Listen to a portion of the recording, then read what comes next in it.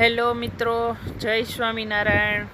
આપણે સારંગપુર ધામ આવી ગયા છીએ શ્રી કષ્ટભંજન દાદાના દર્શન કરવા માટે। તો આપ સર્વને કષ્ટભંજન દાદાના દર્શન થાય એ માટે આપણે જો લાઈનમાં ઊભા રહ્યા છીએ તો થોડી ધીરજ રાખવી પડશે, પણ સારામાં સારી રીતે દાદાના દર્શન થશે।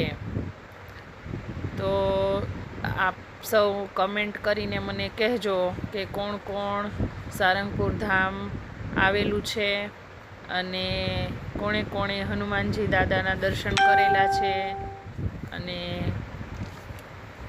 કોણ અહીં રોકાયેલું છે। તો આપ સર્વ મને કમેન્ટ કરીને જણાવશો। તો જો હવે આપણે દાદાની મૂર્તિની નજીક એકદમ આવી રહ્યા છીએ તો થોડી ધીરજ રાખવી પડશે, પણ મસ્ત દર્શન થશે। દાદાએ આજે લાલ વાઘા ધારણ કર્યા છે અને ધીમે ધીમે ધીમે ધીમે લાઈન આગળ વધી રહી છે, તો થોડી ધીરજ રાખવી પડશે। પણ શ્રી હનુમાનજી મહારાજના દર્શન આપણને ચોક્કસ અને જરૂરથી થશે।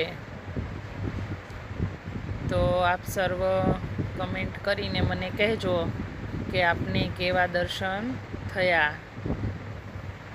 કષ્ટભંજન મહાદેવ, કષ્ટભંજન દાદાની જય।